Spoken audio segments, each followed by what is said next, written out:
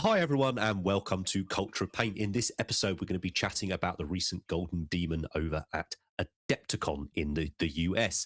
And we'll be talking about a few things that have been happening in the last few weeks in the miniatures of painting world. Now, as usual, Culture of Paint may discuss adult themes and use explicit language. Let's talk about paint.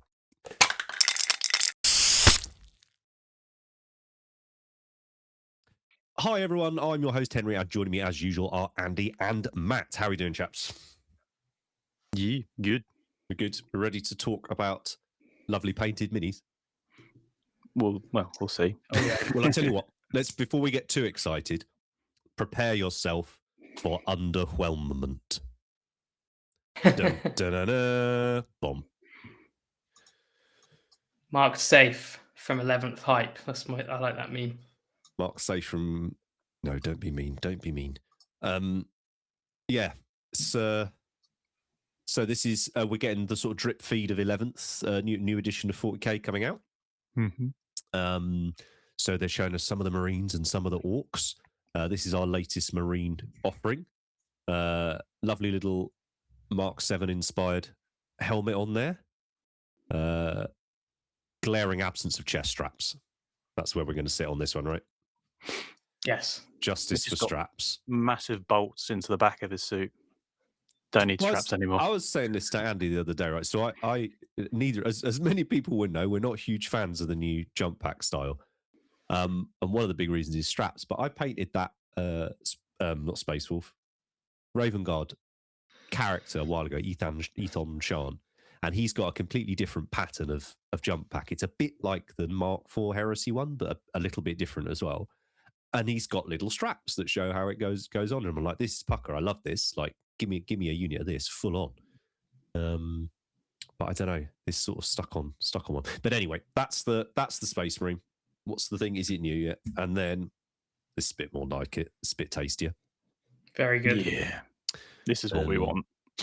I don't know. Is it being unfair? Is it being whatever to be a little underwhelmed with the Marine stuff so far or not? Well, no, because the Marines have got worse and the Orcs have got better.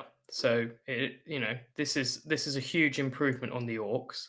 It's going to be in, I guess, 4 or 5 pieces or something crazy. It's big. It's fantastic. It's going to be some of the best Orcs we've seen. And the Marines, they're not improving really. It's just a tough one because, like, we know we're fans of Marines. Like, we've done episodes dedicated to Marines. We paint Marines all the time on the videos. I feel like I should be more excited, particularly because we're getting the older callback elements like bolters and Mark 7 helmets and stuff. But I don't know, man. Like, I don't know. Sorry, just man. bring you did it right. You bring the chest straps back you did before. Do the jump pack exactly the same as you did before. That's all you need to do. It's fine. You had it down absolutely perfect. So just go back to that. Well, the Terminators are perfect, right? Yeah. Old design, big, perfect. So, I heard rumors that they were backtracking a bit, and I got excited that they were gonna, and it's just they've stuck a different helmet on. I thought it was going to be more than that, I suppose like that Sylvie. Vanguard Marine, I don't know what's new about it. It's just like if you had told me it was a new Marine, I wouldn't have been able to tell you. I suppose. And I mean, maybe this is the thing. Like the fact, this is a starter box. It needs to be, or it doesn't need to be, but it looks like it's going to be fairly generic Marine models, so you can paint them whatever chapter you like. So I think it's a good idea. But therefore maybe the expectation shouldn't be quite as high as for things like as it was for, say, the Space Wolf release, which I thought was outstanding, like 11 out of 10. The Space Wolf release and the Black Templars a few years ago showed some real, like, those are cool models. I know they're Primaris, but they're still cool. But I don't know whether that expectation's too high for this one. I think for the main starter boxes, they have to be a bit mellow, I suppose, because they have to be. Don't want too Marmite, do you? No. I think I was just too much wishful thinking from my part. I'm normally not like it, but because I thought it was going to be Blood Angels and it was going to be a riff off of the second edition box set, and I heard they were backtracking and there was going to Mm, be some more Mark 7 bits. I just thought it'd be more than this because for me, this isn't backtracked at all. They've just stuck a Darth Vader helmet on it, you mm, know? mm, So I mm. really thought they would, you know, I know, just put the cross straps back on. This one's really like Have we seen what's in the rest of the box, or is it just those two minis No, so no, we've far? seen two we've Marines, I seen a believe, tactical so marine, Matt. far, and we've seen an orc and an orc knob. And pardon me, we saw that leaked orc war boss a while back, which we don't know, I believe, if it's in the Mm. box or not, or if I it's going to think be that'll be a multi-part. similar part, similar time release. Yeah, I think someone's saying it could just be an easy build, push fit kit. I think the problem Too many extra bits. it's just more that I think Unbroken Chain's talking about. Are you talking about the Marine, or maybe you're talking about the orc? But it's I don't want to come across in the sense of, oh, this is crap skull, blah blah blah blah blah. Because I think it is. It's just a bit underwhelming, and maybe that's, like I said, maybe fundamentally doing these changes where, like, if this had been the reimagining of Marines the first time round, whatever it was, 10 years Yeah. ago, nearly now, then it's a lot easier to palate, isn't it? Because it's more palatable. You know, the Mark 7 helm's there, but it's slightly updated. The plasma pistol looks pretty much like a plasma pistol, not a whatever it's called now. You've No, still got it's the new one. You can see it. a few of the trinkets and stuff, but it's it's largely it's largely there. It's just, I don't know. I feel like I shouldn't still be struggling with this change to Marines 10 years in, but I am. I got to get on board, man. I'm just, yeah. I don't know. I was just hoping for more. That's all. Mm. I just, you know, when I heard that they were going to be this slightly using bits of older armor, I just thought it'd be more than, you know, what everyone's been doing since Primaris Mm. came out, which is Yeah, yeah. Putting the lids on, helmets right? on. Yeah. Yeah, John's saying in and the actually, chat, I think the he helmet agrees. is the least of the Primaris's problems. To be honest, it's the bit I'm the most okay with is the helmet. Yeah, ditto. So Ditto. It's the guns for it's me. only the lower legs and the chest. Really, I don't like. It's actually not a big deal, but it kind of is. Do you know what I mean? And this has been the ongoing theme, right, for years on the pod, is this trying to understand why it's a problem and why it bothers us and this, that, and the other. But anyway, it's not. This isn't meant to be a bumming everybody out on a Friday morning thing or all the rest of it. You know, we can't be You shouldn't so have arrogant. started with this, mate. I You know, but shouldn't if we have started. can't assume we're alone, right, in these feelings, but it's. I said it to you the other morning, didn't I? Like, I sat down at my desk and I'd got the old Space Marine Heroes models out, and I was like, Henry, you have got to get on board with Primaris or just fuck off. Like, just accept that you don't like Marines anymore. Yeah, or buy some metal ones and paint other models. You know, and maybe this is it. You just start an army and you get to kill Primaris on the tabletop every time. That's a good thing. But I don't know. It's. I feel, for whatever reason, hugely invested in it all, and I want to get on. But now, do you know what? The Space Wolves prove it. I would gladly paint a Space Wolf army using all new models, and I don't think I would miss anything old.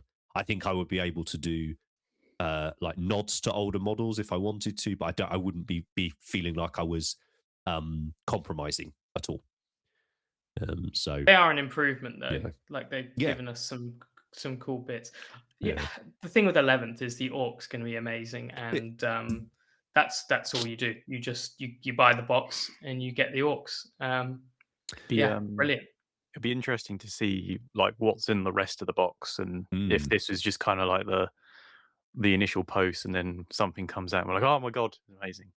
Oh, I want to. I'm very much. I Yeah. want to be excited about the Marines again. I want to do some more Marines and have fun with it. I'm sure I will, and I'm sure lots of people will. It's just, I don't know what. I think it's that underwhelming anyway. Don't want to belabor the point on it. I'm going to paint the Orcs and buy some metal Space Marines. It was yeah. But did you click buy the other day or not, or are they still in the cart? I'm in negotiations. Good man. Our commissions chief Ben sent me a link the other day to a short of somebody who had painted a model using Vegemite, which is like Marmite. Why? They like thinned it down to be like streaking grime and washed it all over. It was horrendous, but did look a lot like what's been put over the chainsaw, the chopper on this This is what I thought of the first time I saw the mini. It's not a hobby tip. Don't do it. The basing, we sort of very, very briefly touched on it when we saw, was it Yarrick or something the other week? But I'm loving this Armageddon basing style they're doing. I think. Did you notice they put mud on the feet of the Space Marine? Never seen that before. Yeah, but I don't know that I feel like it doesn't look as much like whatever their texture paint is as well. Do you know what I mean? It looks more natural. No tufts as well. It reminds me of tufts, yeah. Reminds me of Maxime Corbet's yes. Black Templars. Yes, like absolutely. Personal army. Yeah. It'd be interesting to know if there was a link. Also, I'm sure this has been brought up.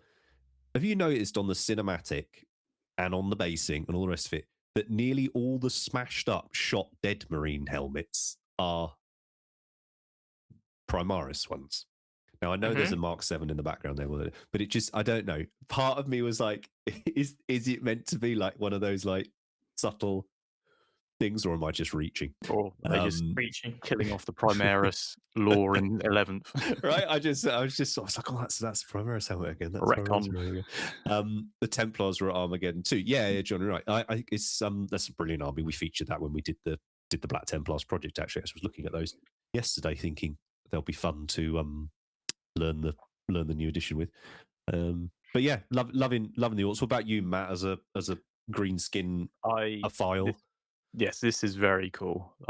They look so good, and I'm very, very excited. When that boss got leaked the other week, I was just like, okay, this is cool.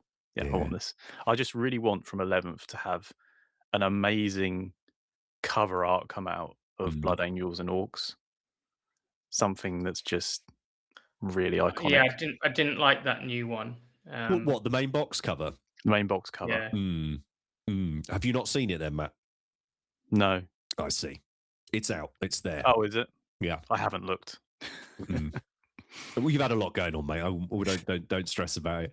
But yeah, it's certainly on an homage. In so far as there's a captain in the middle and there's orcs and blood angels. Obviously, stylistically, it's very different because it's 40 years difference or 30 years difference or whatever. But yeah. But no, I just thought we should mention that, and I'm sure we'll be mentioning it most weeks because I believe that's what happens with the new editions for the last few years of games. We sort of get a much steadier drip of stuff. So yeah. Oh, yeah, don't want to be negative about the box, but not at all. The orcs are amazing. Yeah. Well, I think the Marines were underwhelmed, right? That's fair. Yeah.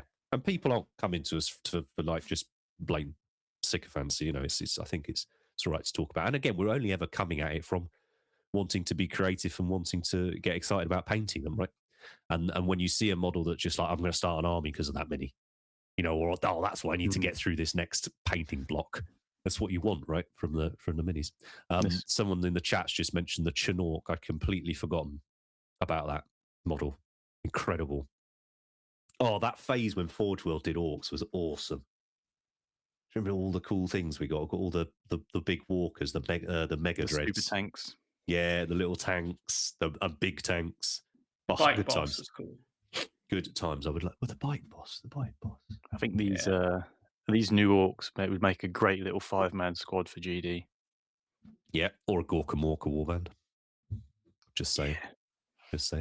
But the main topic we wanted to chat about on today was the recent Golden Demon over in America, over at Adepticon, from which Andy has returned once more, laden down with victorious trophy. And we'll talk about that in a bit. But we've just picked a handful of our favourites. I would say if you want to go over to the Warhammer community site, you can see full galleries of all the winners, and they've put up the first part of the finalists as well, which is nice. They did that last time. I think people really appreciated that. And we will pop links down into any of the accounts that we know from the stuff we feature. And go and check out. I don't know. Does it work now? Can you search a hashtag on Instagram if someone's tagged it as Golden Demon or not? I don't know. No, it's still as broken as ever. Right. So anyway, good luck. Get yourself on Instagram if you still use it and see what's what. So let's dive in. First up, what we got? Oh, I should have got a stats thing off you, Matt. What did you say? Five new. Oh no, there was more. Oh, there's more. Okay. Yeah, 12, wasn't it? I think it was 12. Yeah. New winners. So Lucas picked up a few awards. 2. But this was my favourite. I really like this. It's very good. Really glad we got to see it. I think these are absolute top tier Nurgle sculpts as well.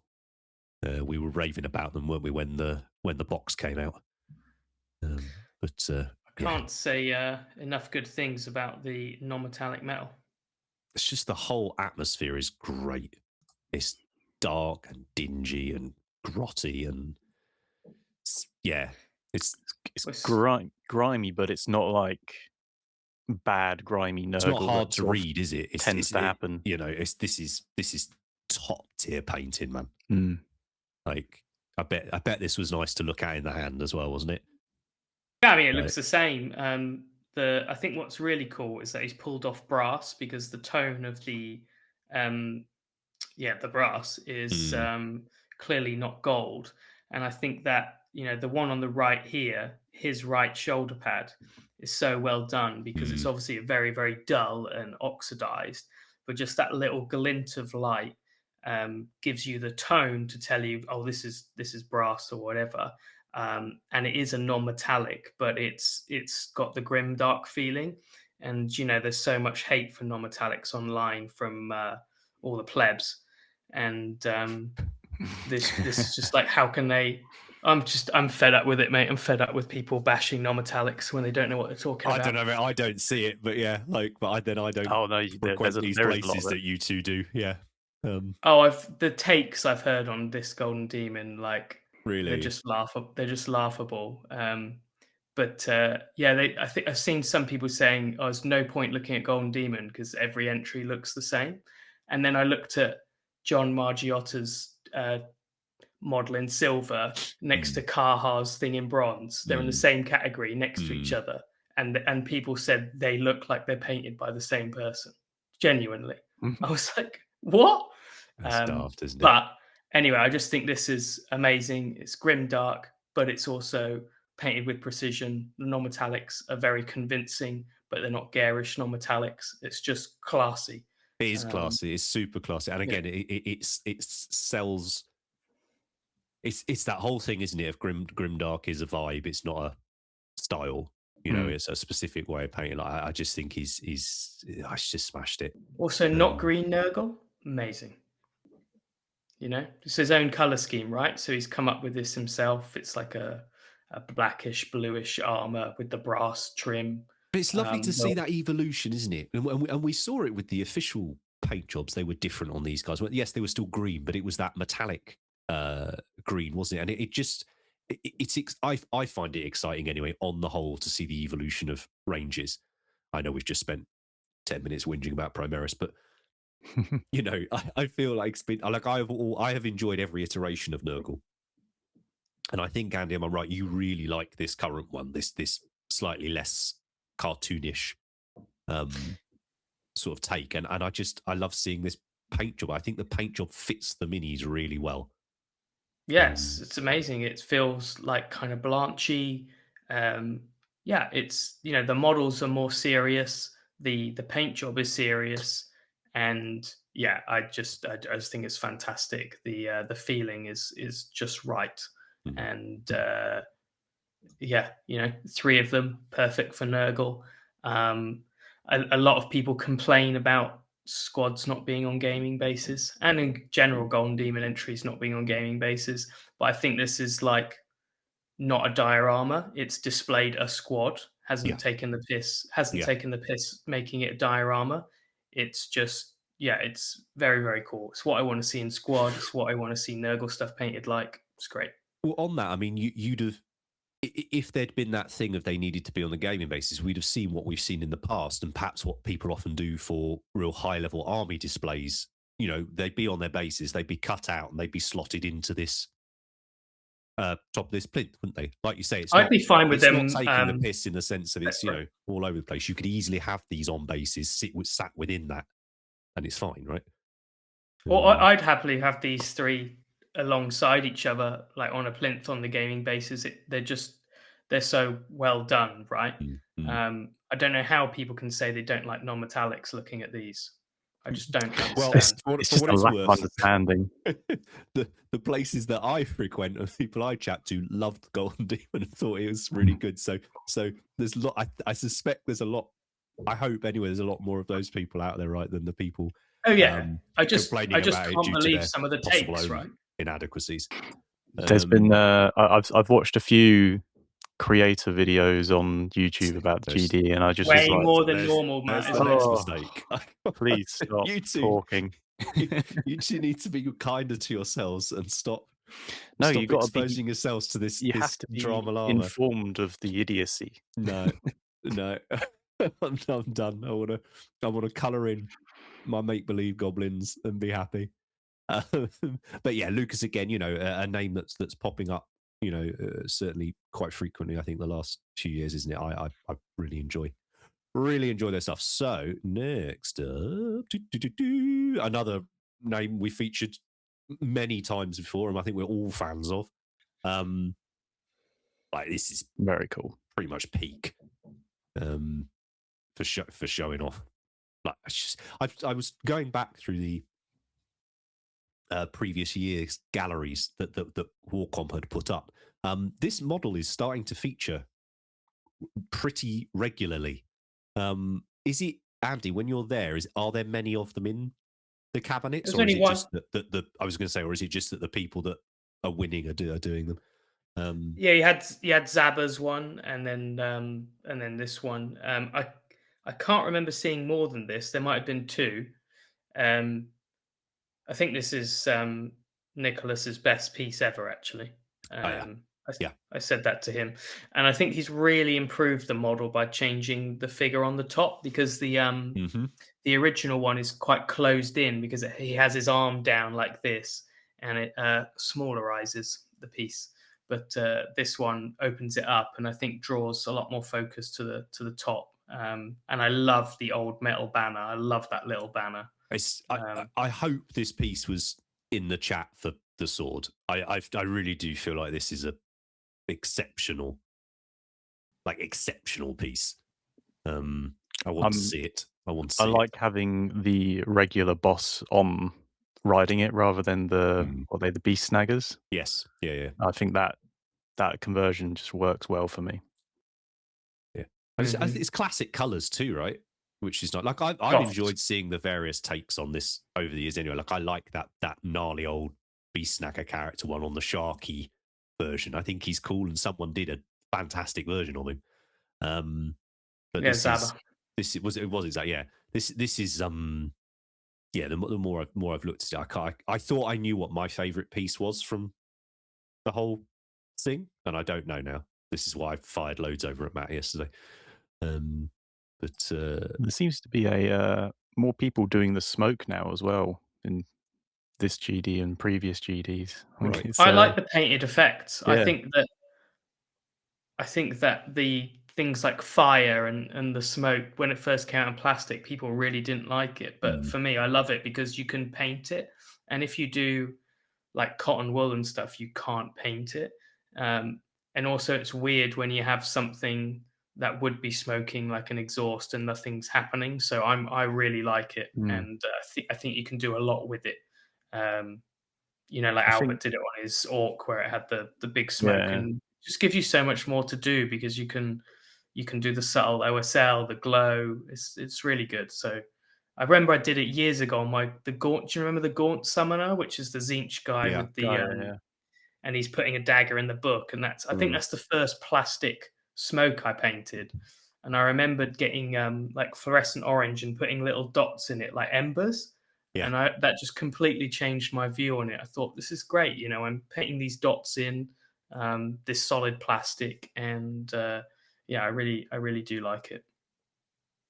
Yeah, it's cracking, and I love the base. I don't know what it is. It's Armageddon. It's really painted, if that makes sense. Like, and I don't know that I can't articulate this as well as you, undoubtedly. But I like how dark the dark bits are on this model. I like how, that contrast between the areas that are lit up and then the areas of shadow, I think is really exciting. I think it's really dramatic. And I don't know, I find it really nice to look at. And I know how hard it is to do, and I think it's a big old mini. But I don't know. I just the more I keep looking at this piece, the more I like it. Yes, best. This is best work. I think it was quite an easy gold for him, to be quite honest. Mm. And he Dave's had to do the asking, inside of the mouth. Yeah. Dave's asking in the chat, out of curiosity, would an entry, just for anyone watching this back on YouTube, if you want to catch this live, you can check us out on Twitch. It's what the guys in chat, that's who we're talking to and reading the comments off for. Dave's been asking, out of curiosity, would an entry be unlikely to get a podium if it wasn't NMM now for painting competitions like Golden Demon? This isn't NMM, so there you go. The end.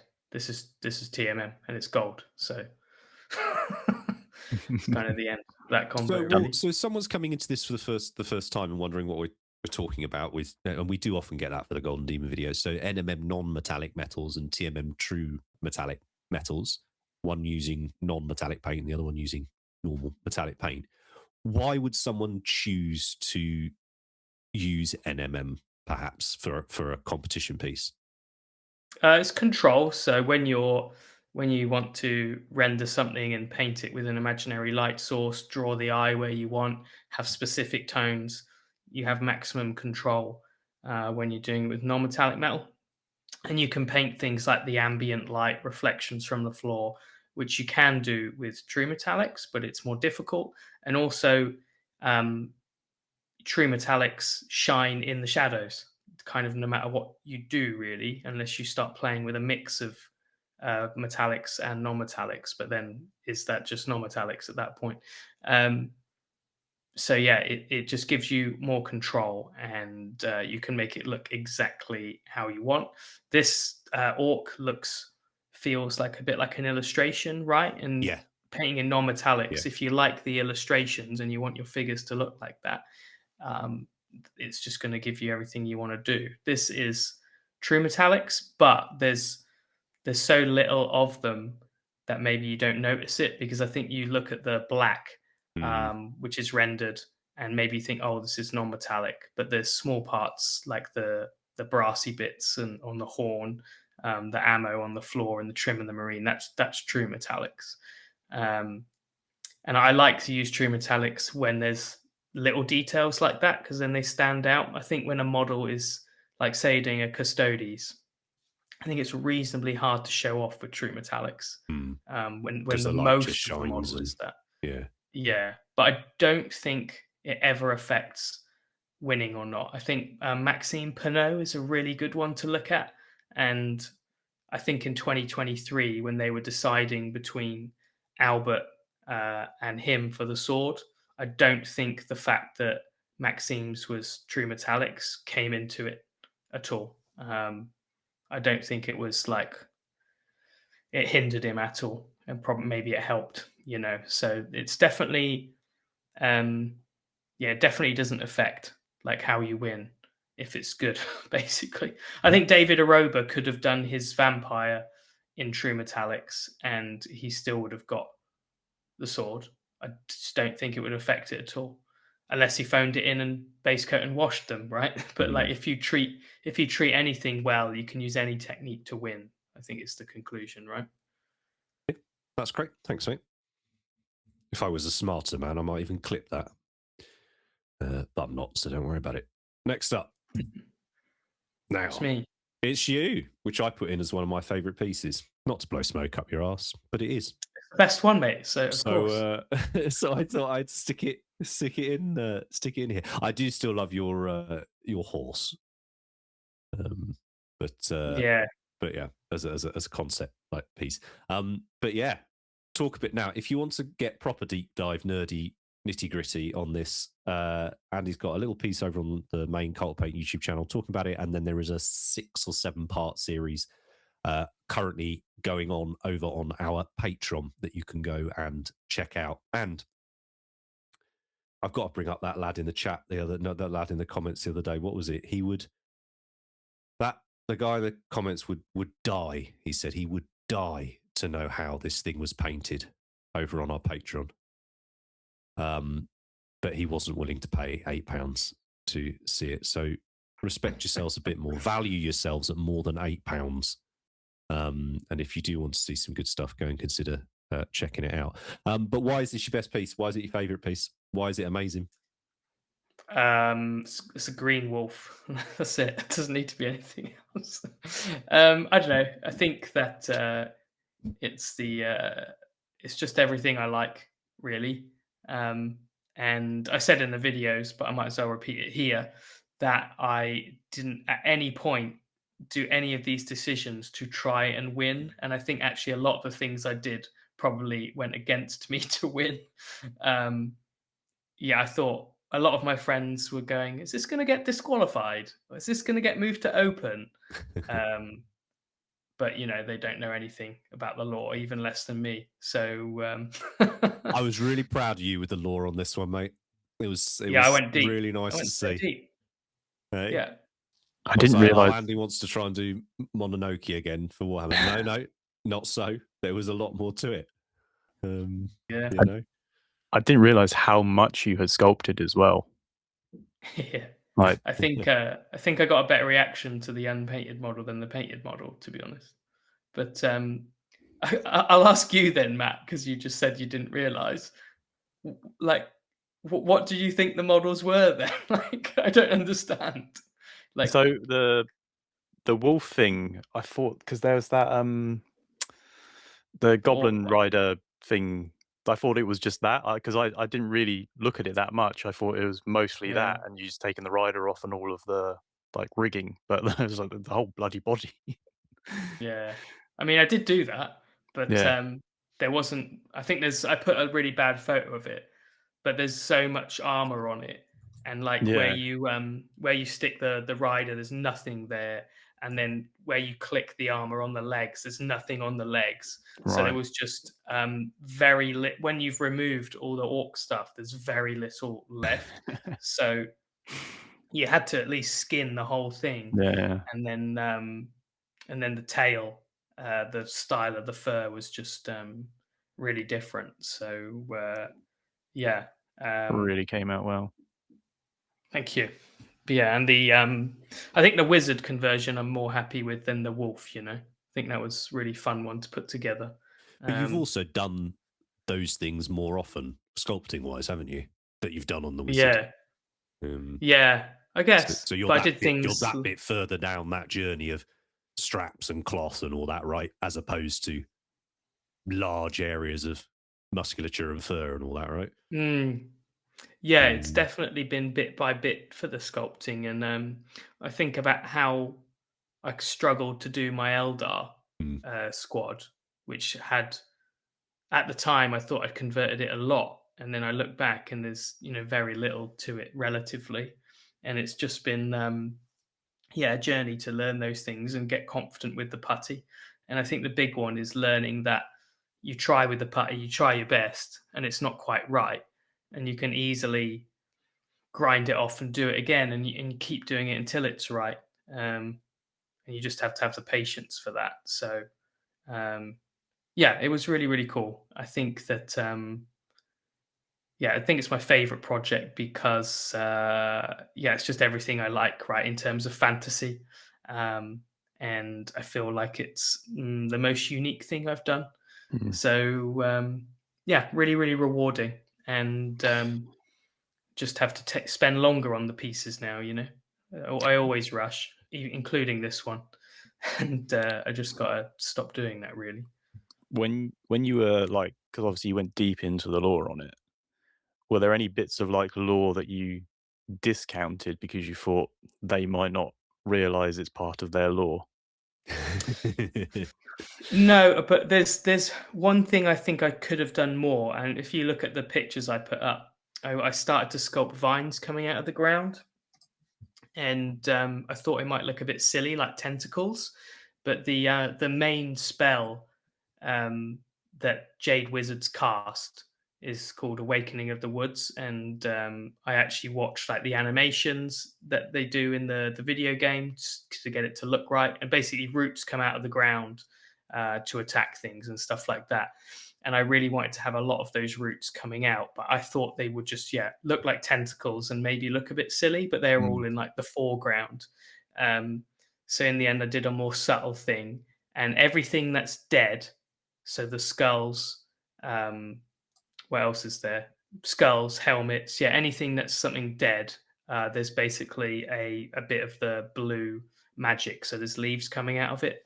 It's very, very tiny, that detail. But if you look at every dead thing, that's where the blue stuff is. It's not on anything that's currently alive. So I just kind of did little bits. And there's like the little vines touching her toes, because you read the lore and they're barefooted, so they're more connected to the ground and all this stuff. So just read little bits like that.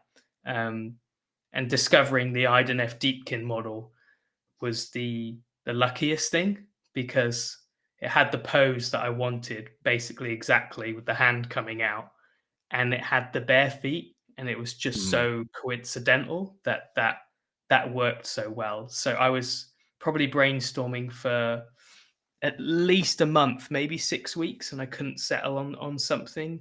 And when I had it was the Iden F. Deepkin model that was more crucial discovering than the wolf itself, I think. Nice. But yeah, Dark Water was cool. It was a good influence. That little fox they did really helped me. And it's funny where you get your influences from, right? Like they just did that little yellow fox, and it kind of spawned an idea. So it was really, really fun. I can't wait to do the next project. But yes, I must spend much, much longer on it, as this was a rush at every step, basically. John's asking in the chat, you're going to be bringing this to MPO this year for people to see? Yeah. Lovely. Yeah, I'll bring some old close stuff as well. Nice. Check this mini out. It's 6 weeks away, I think it is. So if you're watching this and you're entering, what do you want to tell them, Matt? Yeah, just do your entry forms. Like, don't make me disappointed.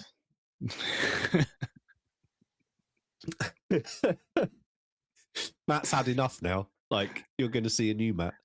Yeah. It's not. I have time to be angry now. So yeah, remember, you can go on. It's always time to be angry, Matthew. Miniature painting open.co.uk. You can do your entry form on there. You don't have to include pictures. Your photos can be done after the event. But do your entries in there, get your entry numbers, get everything ready, and there'll be a nice little envelope ready for you to pick up when you arrive. And you can skip through the queue. You might start to get increasingly unhinged emails if you haven't done it. Matt Unleashed. This is new era, isn't it? Massive countdown clocks up everywhere. Yeah. And all the rest of Matt Unleashed. But yeah, so congratulations again, mate. I think it's a really lovely piece. I'm glad you're happy with it. I'm glad it did really well. And people seem to have responded really nicely to it as well, which is always a pleasant outcome. I'm sad it's over, to be honest. Well, got spiel soon. And speaking of tons of personal favourites, what to pick from, here's the last one before we jump into the sword. The first guest I think we ever had on when we started Twitch, and 12 months on, we still haven't successfully managed to interview him. Raf, who did the incredible Chaos Dwarf on Lamassu last year, has done, I think, basically my favourite piece before we did the show today was either this or yours, Andy. Now we've done the show, I think maybe NRM's Orc is. It's one of them three. You're wrong. It's the Wood Elf. Come on. But this just talking about, and this will all come across weird because those of you watching Twitch will realise that we've completely messed up the order we're doing things in. But when it talking about like peak Warhammer, like this feels mega Warhammer to me. I just. Oh, so many critters. And it's clearly why it's so good, right? All the critters. But like, I mean, so you know, this is the person who's gone from completely scratch sculpting, you know, a Chaos Dwarf last year to using, you know, an out of the box mini this year. But that's the only thing. You know, yeah. But like, you know, I just think it's brilliant. I think every single thing about it is brilliant. And And again, yes, all right, the wood elf does have a bow and arrow and is shooting something, and obviously all the little critters are running away from whatever it's shooting at. It's telling a story, but it still doesn't feel hugely over the top, like, combat oriented. And I think maybe that's why I enjoy this scene and Andy's scene. It's just they're running away though, right? Yeah, the animals yeah, were yeah, one direction. Yeah, exactly. And he's shooting towards she's shooting towards whatever's chasing them, right? But I just it's pieces like this and yours, Andy, to be fair, that I don't think you see if you don't have Golden Demon. Pieces like this I don't think get created unless you have Golden Demon. Like NRM's Orc on the Squig is phenomenal, but there are a lot of phenomenal orcs on Squigs painted out there. You will still see them. If you don't have Golden Demon as a comp, I don't know that you see anyone making this, or your Jade Wizard and things like that. And I think that's why it's just why it's so cool for me as a fan,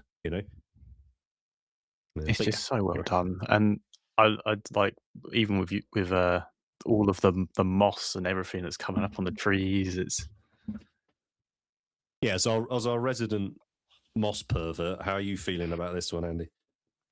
Pretty good. Yeah, I mean, I've just posted a video on Patreon, plug, about moss, and the tufts look good, but you can't, render them that much. Obviously, he's painted them really nicely here. It's really hard to be super dynamic with them if you want to do that. So yeah, it looks absolutely fantastic here. I just chose to paint it just to paint them a bit more. But yeah, he's made them look really good. I do think that the tufts take a lot of care, or you need to put care and stuff into them, which is what he's done, and he's made it look really, really good. I think he's improved his painting a lot from the Lamassu, and I've painted this model myself, and he's painted it so much better than how I painted mine. I was really impressed.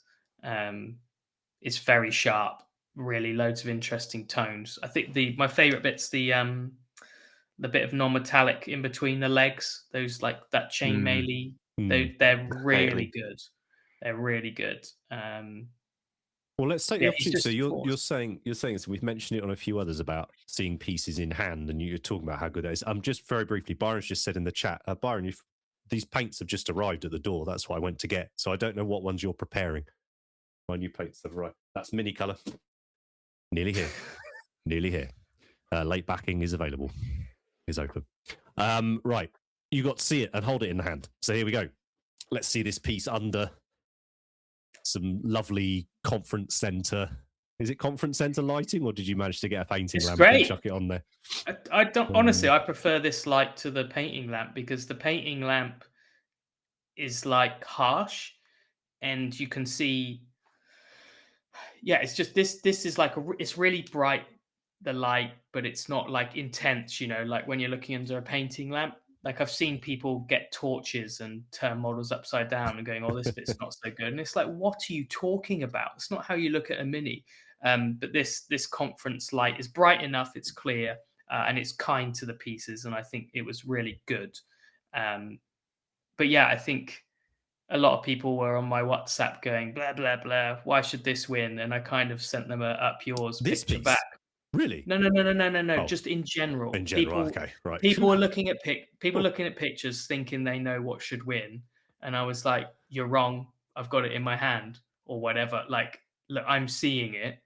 When you hold it in real life, then you know what a piece is like, right? And that's why, I'm not saying judges get things slightly wrong sometimes or in the past, whatever, but it is very different when you have two pieces side by side and not photos. It's so different.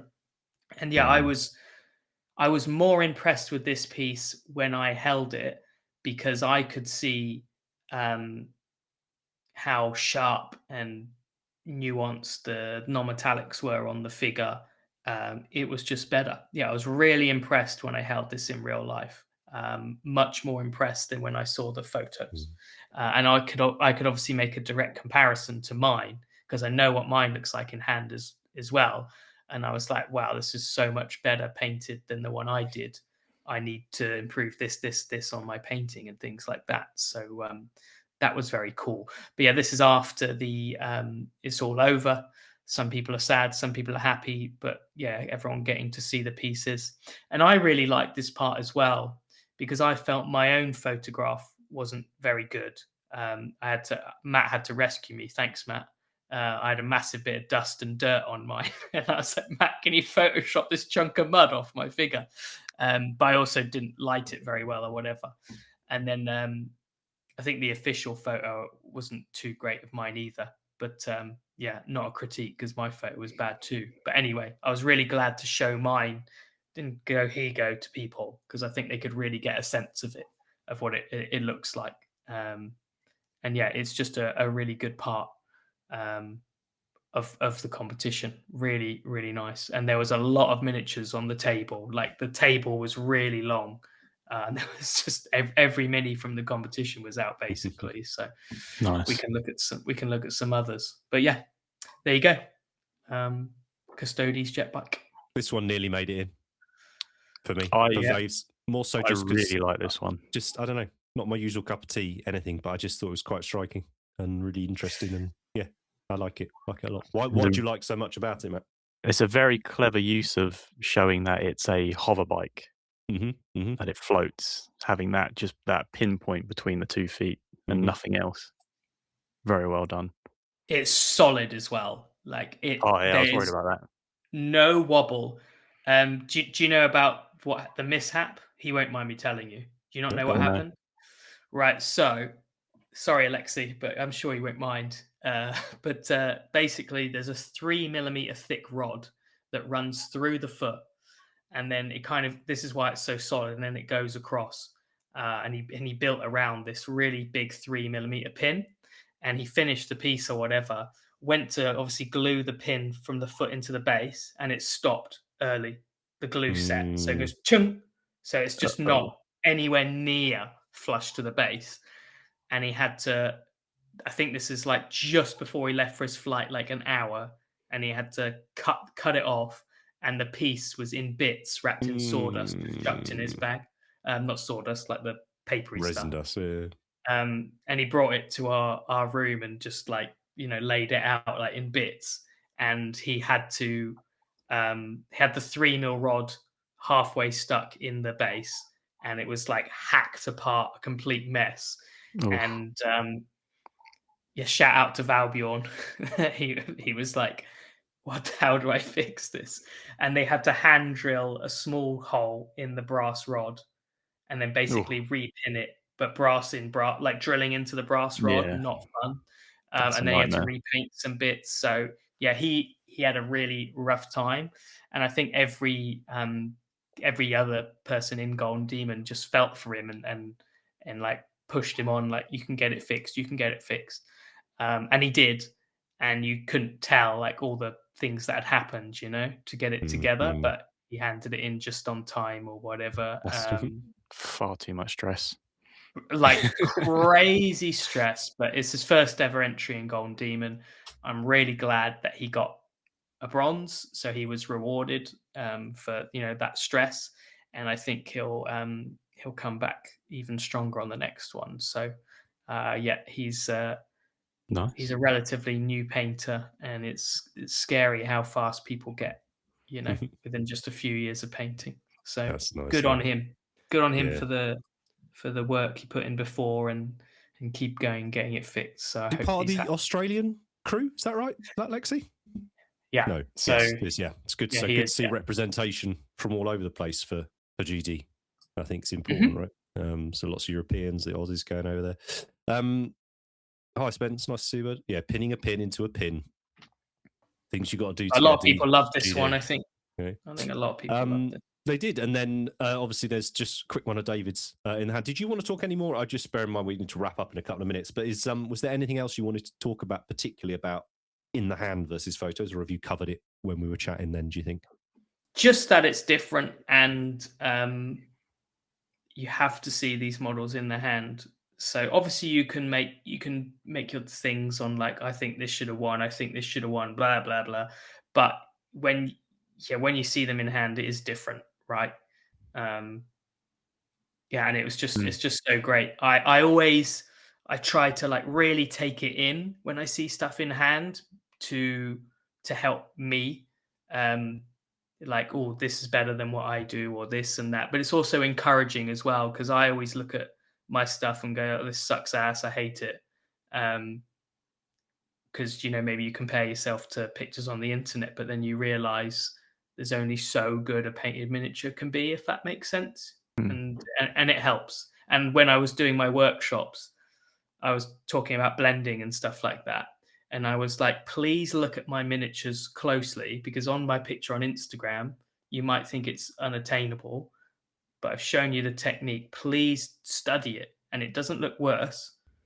It just, you can tell that it's a painted miniature, and it's all so different. So I really like doing that in the workshop. And they always say that it's nice to hold the minis, and it's just a different thing.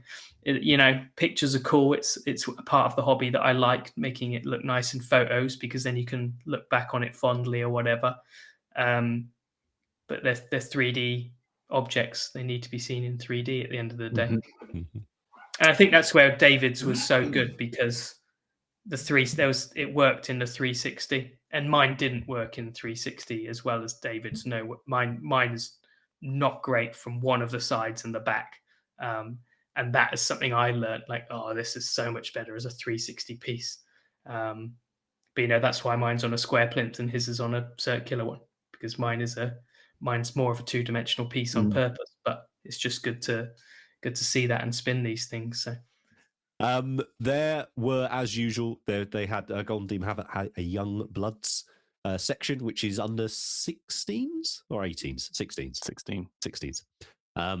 So those of you that are over 16 and looking at this and hating yourself, it's okay. You're not alone.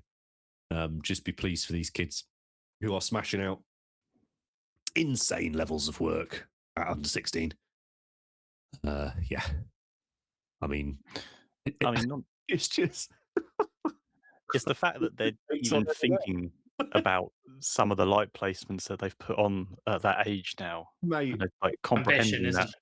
It's just mental. Oh, it's exciting, isn't it? It's so exciting. Like we say each time we feature them, but like, where are these kids going to go if they stay in? Like, to be achieving this already, it's just. I don't think they will, though, Matt. No hobby break. Ignore like games and all that stuff. Just focus on this and become well respected on the internet. Yeah.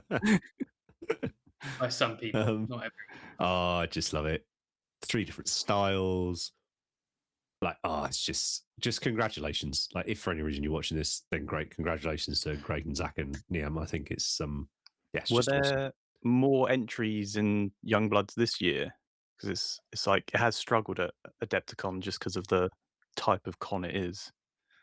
I can't say for sure, but there was a decent whack. That's good. But I wanted to say that Games Workshop did the best improvement, which is only have 3 finalists in Youngbloods, because it made me quite.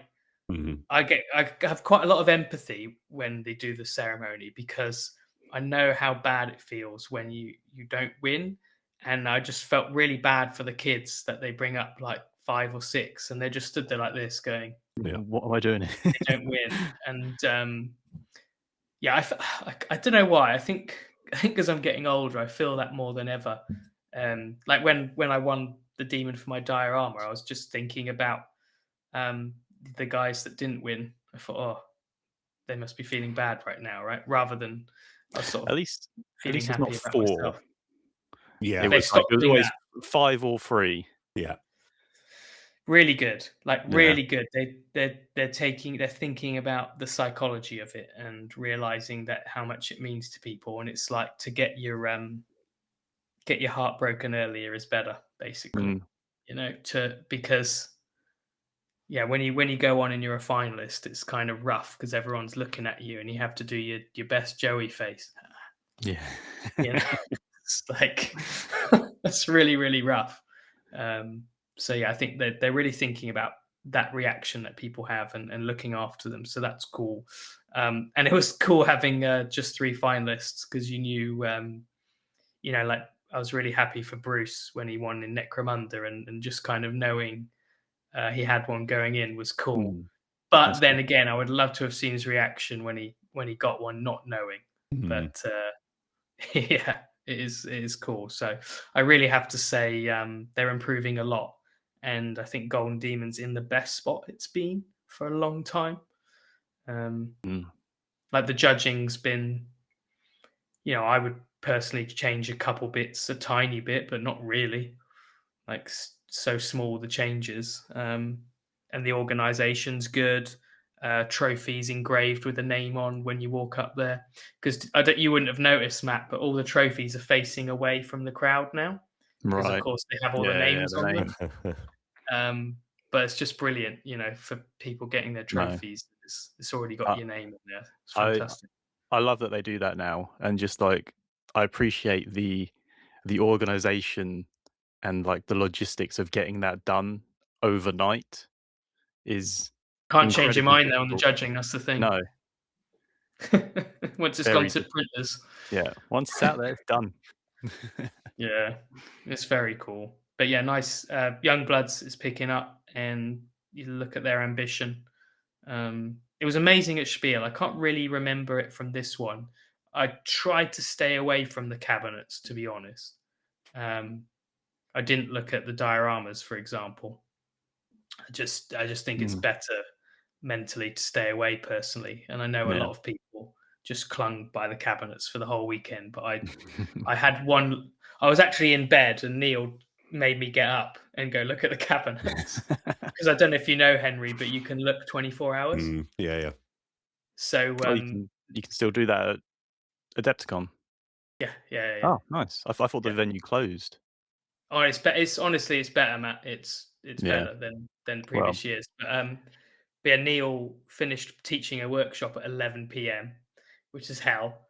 I finished teaching my workshop at 1:30, so I was I think I woke up at 2:30 with the jet lag. So I was literally in bed, and Neil came back, obviously hyped up from his workshop, and was like, "Let's go look at the Golden Demon cabinet." So I was like, "Nah, man." And yeah, basically I got dressed and went and looked at Golden Demon at like nearly midnight or something. So I did have a good look then, and it's quieter. But then the rest of the time, I kind of stayed away from the cabinets. Nice. It's just best to not torture yourself, I think. It did seem like, from an outside looking in, just the level of care that went into this one was just tenfold above where it's been before. Like, just so much more. We need to do this. We need to do this. Like, even with the interview videos that they got out immediately, it's just really cool. It's good, right? It suggests that people are involved now, making the right decisions. Well, someone said to me, sorry, Henry, you go. Oh no, it was just me. I really liked that review video, like review straight from the judge's horse's mouth, basically. Like, absolutely. Someone said to me, "Oh, why can you still be bothered to enter Golden Demon?" And I was like, "Well, it's better than ever now. It's like it's the best spot it's been. So I kind of want to enter more than a few years ago now. Even it's also fun, right? I think there's that. I don't know. It's a broader subject, but we've been covering Demon now for 5 years. I think it is something like that. And even in that time, it's gone. We've seen a lot of change. We've had ones that we think have been brilliant and ones that we think certainly could have been improved. But as you've both said, the people involved now, the changes that are happening, the optimism for the future, it's wonderful. And all we ever want is people to be excited about Golden Demon. Golden Demon's the reason most of us aspire to be a better painter, right? Like, to begin with, before we've seen other competitions and before we've seen other things like that. Like, GD is still the gateway for so many people. The whole scene is better when there's a good Golden Demon, right? I assume. I feel anyway. I mean, it is my hobby, basically. Yeah, right. I think I've I think I admitted to myself in on the last part of my diorama, I basically do a TED talk for about 15 minutes. I thought about erasing it, but I just let it play basically. But anyway, I kind of sort of realized that Golden Demon is my hobby really, because I don't want to paint armies at the moment, and I don't just do this and that. It is centered around that. So yeah, but luckily it's nicer to be part of than ever, I think. Good. So it's cool. Good. Well, congratulations to the team. They know who they are. We know who they are. Yeah, I think they're doing an awesome job. Just a quick tangent from one of the questions that's come up in the chat. Anarchist Kobold asking, any tips for what to say to people who say airbrushing is cheating? It's starting to annoy me with some local gamers. Have you two got an opinion on that? Oh no, you've done it now. I've been quite triggered recently with some of these takes, like reading the comments about Golden Demon and go for it. Go on. I can barely talk, as someone's already identified in the chat. The reason it sounds weird is because I appear to have a perpetual illness at the moment. So go for it. I have opinions. Get stuck not sure they're legal. Well, airbrush isn't cheating because it isn't that good. It can spray a circle, a cone, and you can always tell when something's airbrushed. So it's just not that good. Like, you look at something and you go, "Oh, that's been airbrushed," and it can have a gradient and stuff on it. So it doesn't help you win Golden Demon, for example. Yeah, it's just not cheating. And why would you base coat a Space Marine tank with a brush? It's just silly. I feel like people who say it's cheating probably don't have one or haven't used one to paint an army or something like that.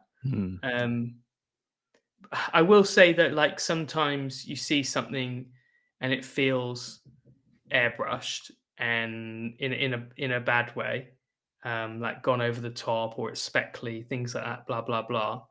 And then when you see something like hand rendered, it can look better, and that's why I say it's not cheating, because it doesn't look as good. It's just, it can help with certain tasks that are really, really painful. I don't know. I think we could do an entire podcast on, is airbrush cheating? I think it's quite a naive view, as the same as non-metallics only look good from one angle. It's just the worst take. it's just again, it's people not understanding and just blurting out an opinion without context behind it. It's just, yeah. Well, it's very reasonable, both of you. Well done. You can definitely airbrush and it look quite tasteless, though, right? So it's like, don't maybe try not to spray OSL everywhere. Maybe you get less stick. But if you're doing a Space Marine army and you've got tanks in it, without an airbrush, of course you can do it. But why would you not? Instead of buying one tank extra for your army, buy or a codex these days. For the price of a codex, that goes out of date in 10 minutes. You could probably buy an airbrush.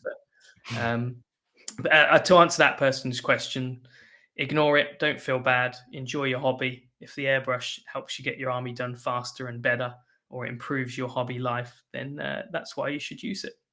It's quality of life thing, isn't it, really, the airbrush? Mm-hmm. Absolutely. And if you really fancy an airbrush, you can now purchase the Cult of Paint signature range from Harder and Steenbeck. All available. They're all in stock. Let's go for it. Stock sells out. Right. Yeah. The kids painting is getting outrageous now, isn't it? Maybe we need to ban it. Maybe the young bloods just stick them in the regular competition. Lots of comments there. Sorry, I'm just seeing if we've missed any more comments. No, lots of people congratulating, lots of happy times. And then finally, so Golden Demon, you have a best to show. And this is what won it: the Slayer Sword. David Aroba, again, a familiar name for those of you that are into your painting, which is probably many of you here. Here we go. What a whopper. Hey, bit of height on that. Love it. I wonder if zombie dragons are Matt, you must know these stats. Like minis or themes that win awards. Is this one? It's funny you say that. I had a conversation with someone yesterday, and trying to figure out what faction's winning the most is something that I would like to know that one. It's kind of halfway there. There's a lot to sort out to get it the full upcoming episode. We're going to call it Matt's Stats, and you're going to take us through loads. If you want to know certain stats about GD, let us know in the comments. Matt's got a lot of time on his hands at the minute. I got 5,500 entries to tag. Would be good. Yeah. So David Aroba's incredible zombie dragon piece. I bet this was cool. But I'd love this is one of those ones you want to see the double page White Dwarf article on and all the little secret Easter eggs and all that, right? Sorry if you hear knocking. I think next door having a carpet fitted. It's not coming through. So Andy, what was the reaction like to this piece at the event? I don't know really. I think that people were like, yeah, that'll probably win. I think it's only a matter of time till a zombie dragon got a sword, right? It's just such a good model. I think it's got to be up there in the top 5 at the very least best Games Workshop miniatures. For a while, I've said for me it's the Slan, it's the Marshall, and yeah, this is in there. It's just so good. So yeah, I just think it was only a matter of time until somebody did something with it, right? So yeah. Yeah, absolutely. So Alex is saying it's in the chat. It seems silly considering what's on top, but his favourite part is the little necromancer down on the base. But I think that's the point, right? Is that this is in diorama. This isn't just the zombie dragon. This is a whole piece that you can look at and find all the different. It's not a zombie dragon on a big base. It is a diorama, and I think Dave has chosen a lot of the other pieces. It all works together. It tells us a brilliant story. Like you could show this to anyone, right, who's not into the hobby and all the rest of it. They'll get it, right? They'll understand the story. There's a creepy dude in the background raising skellybobs. Who's this badass dude on the top on that monster? Yeah. And I love that height, so it still feels quite compact. It doesn't feel. We've spoken about it before, haven't we? With dioramas, that sort of sense of potentially of wasted space. Like bigger isn't always better. It's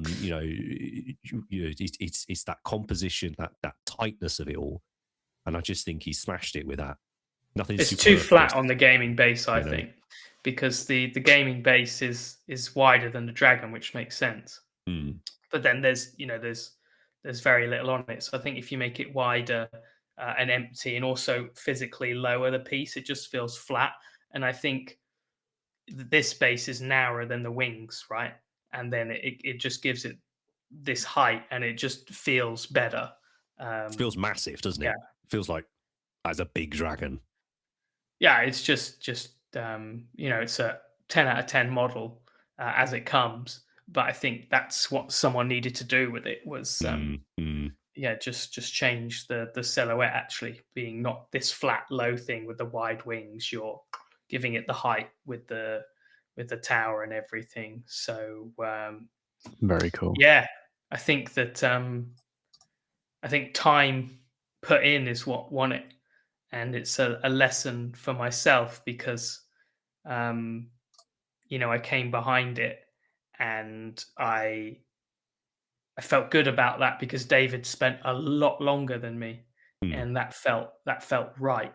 And I thought that what do I need to do myself is spend longer, do bigger things. I don't think something should win just because it's bigger. But I know that I only spent 6 weeks painting mine, and David spent months and months, so it feels right. And yeah, it's just a good lesson for myself, and that's what I think about really. It's probably different for other people, but for me it's very personal because yeah, I'm in the same category or whatever, and what I want to do in the future is bigger, elaborate stuff, and yeah, just got to spend longer, like he did, basically. I think also like the people always say, bigger wins, but like the thing with going bigger is you have to take a lot more time and care over the whole thing. Mm. Like there Mm. is so much going on underneath the dragon that he's had to render to the same level as the dragon. Like it's a Well, I think huge amount of work. yeah, there's probably better painted stuff in the show, but not balanced with like how big it is, So I Yeah. think he painted it well enough, and it was a spectacle, right?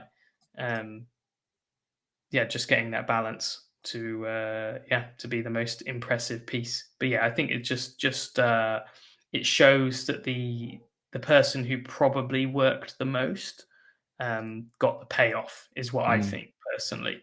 I think about the other pieces, and I think he was the most organized one, basically. But that's the same as Albert. Albert's the most I organized was going to person. say the He same. starts Yeah. starts earliest. He puts the most hours in, and he puts the most work in. And I think that David did the same. And the same with Dave Infernal Brush as well. I think when Mm. he won his Slayer sword, he put the most work in. And I don't know what other people think, but that's always what I tell myself every time. Um, yeah, these pieces get the sword. I know that they worked harder and for a longer amount of time than myself, so it feels fair in that way. I don't know what you think about that. Do you think Hard that's work a pays do you, off. do you, do you think that's a Golden Demon specific or to a degree specific thing? Yeah, I do, because maybe I'm just riffing here, but maybe in another show someone could do something in a day or in a couple days, and it's super artistic and Absolutely. impactful, and it's really Arnau's what powerful. I'm thinking of, right? Like when Exactly. Arnau said to us in that interview how quickly he paints, I still like pick the jaw up off the floor kind of thing. Mm. Um, and Well, it rendering is a factor should at it Gondi. matter? But I think it's interesting how you said it, and you think about the pieces over the last few years that stick in my mind anyway. So this one, Albert's Wizard, like you said, Dave's Trogos. What is it? You sort of look at and you time is one of the elements of it that is obvious. Maybe just care That's though, gone in. like, and I think care Yeah, call care time takes care. time. Yeah. Yeah. It's but you could look at there's and again we'll use Arnaud because I'm sure he wouldn't mind. We'd say this to his face. Like you look at some of Arnaud's pieces and it's the overall thing, right, that blows you away. It's the interpretation. It's that artistic Yeah. element of this that you're looking at and is making him stand out.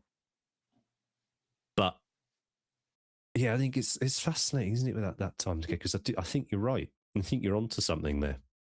And it's obviously not a hard and fast rule, but I wonder if it's I wonder if it's what's leading people, in my opinion, quite ignorantly, to talk about there being one style for Golden Demon.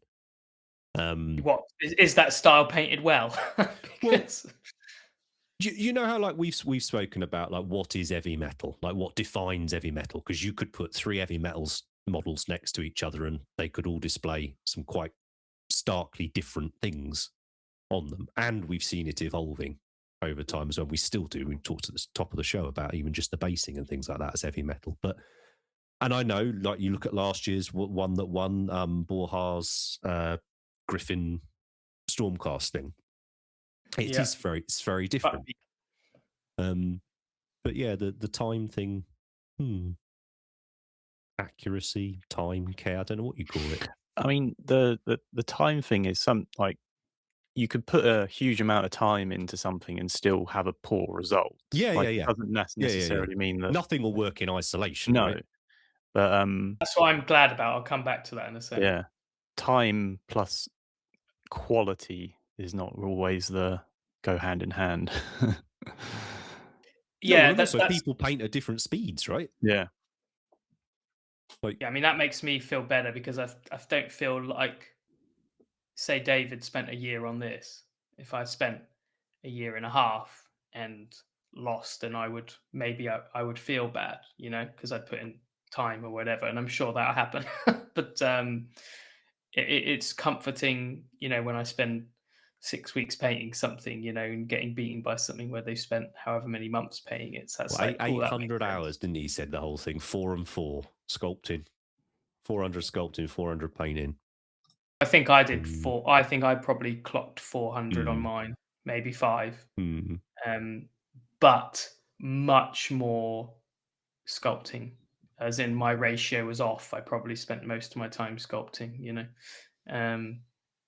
Like I reckon I can work out the individual things, the hours, but not the total or whatever. But I think I was going to say, like, we're talking about the what wins and is it time, but I think with Golden Demon, the quality of rendering is always going to be a factor, and I do think that's important.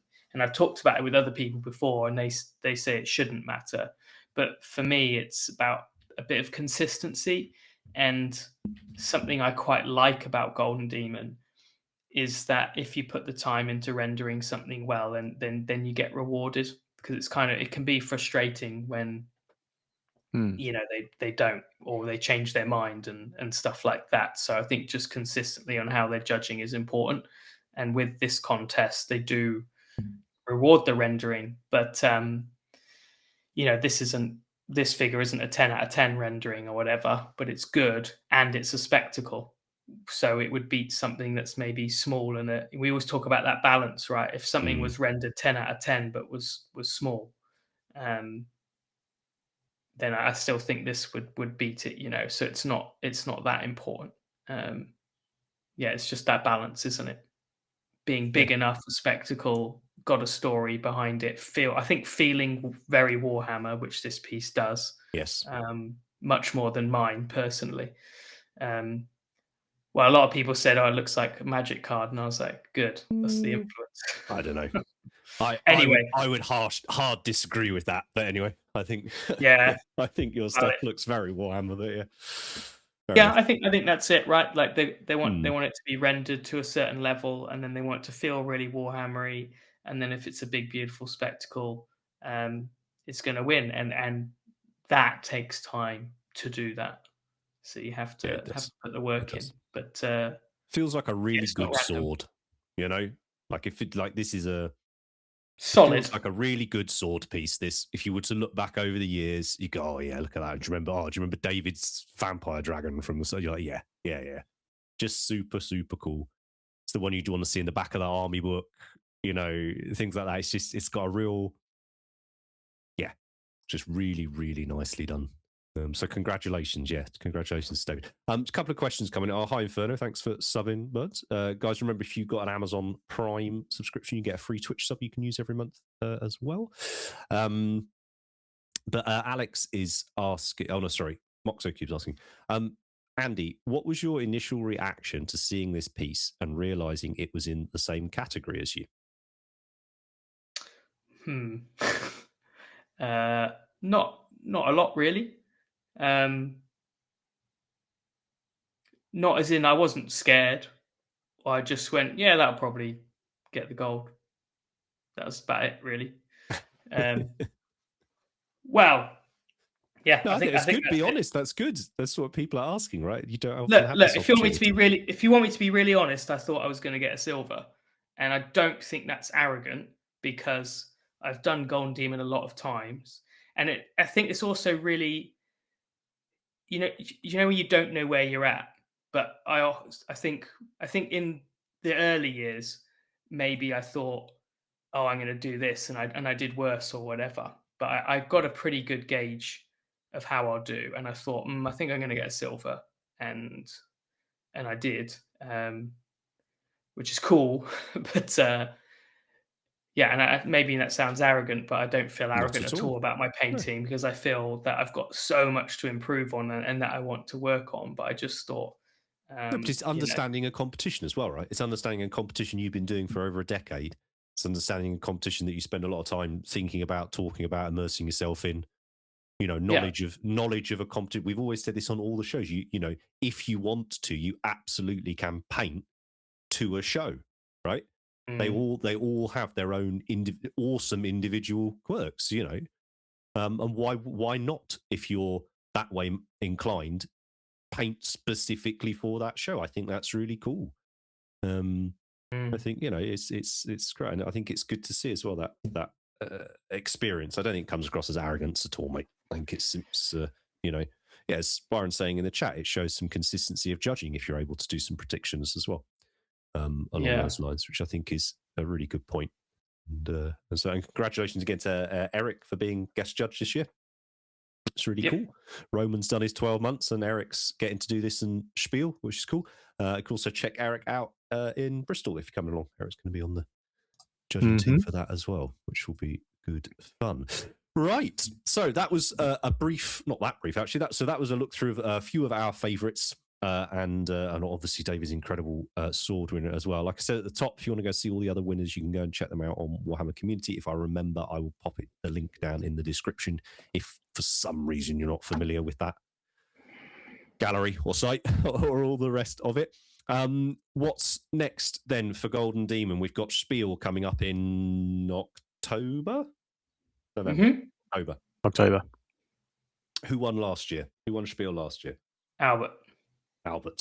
That was the whiz. God, has that been a year? Christ, right. So any sort of hot takes coming up for that? Any predictions coming for that? Yeah. 6 months out, 5 months out, what are you thinking? How many names do you want? I've got two. Whatever, go for it. Do it. Maxime Pinot or Mark Masclans. I'm saying it. Yeah, that's me. You think Mark's going to have a real run at it? That would be exciting. I personally think the second best piece at Spiel last year was Mark's Frog. I think if Albert wasn't there, I would have given that the Slayer sword.